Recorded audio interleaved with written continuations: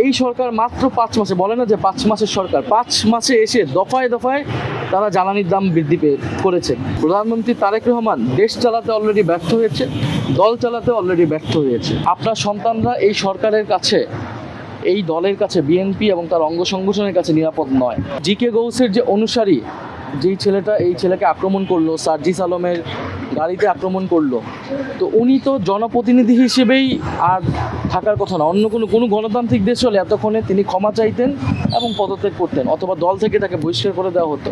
স্বরাষ্ট্রমন্ত্রী, তার কোনো বক্তব্য নেই। প্রধানমন্ত্রী, তিনি স্কুলের বাচ্চাদের তার অফিসে ডেকে এনে ছবি তুলছে, সেলফি তুলতেছে।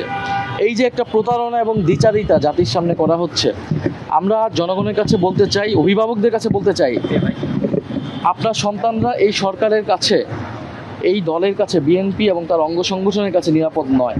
আজকে আলিফের চোখ গিয়েছে, কালকে আপনার সন্তানেরও চোখ যেতে পারে। কারণ এই সন্ত্রাসী বাহিনীকে যদি প্রতিরোধ করা না যায়, তারা পুলিশ মানে না, তারা বিচার মানে না, কোনো কিছুই তারা মানে না, ফলে আপনার সন্তানেরও চোখ, আপনার সন্তান এই সরকারের কাছে, এই সরকারি বাহিনীর কাছে নিরাপদ নয়।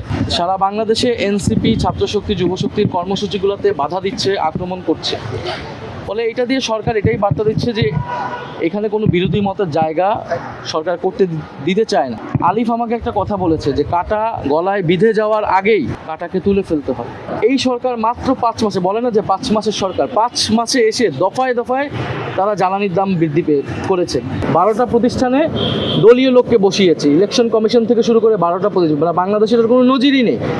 পদবঞ্চিত নেতাদেরকে মূল্যায়ন করার জন্য তারা রাষ্ট্রকে ব্যবহার করছে, সরকার যন্ত্রকে ব্যবহার করছে। প্রধানমন্ত্রী তারেক রহমান দেশ চালাতে অলরেডি ব্যর্থ হয়েছে, দল চালাতে অলরেডি ব্যর্থ হয়েছে। সরকার একটা বার্তা দিল যে এই সরকারের যারা পৃষ্ঠপোষকতায় আছে সন্ত্রাসী বাহিনী, ছাত্রদল, যুবদলের নামে, তারা চাইলে যে কাউকে দিনে দুপুরে আক্রমণ করতে পারে, মেরে ফেলতে পারে, চোখ উপড়িয়ে নিতে পারে এবং তার কোনো বিচার এই দেশে হয় না। ইএফটি ফার্স্টের সাথে ট্রেড করুন যে কোনো জায়গা থেকে।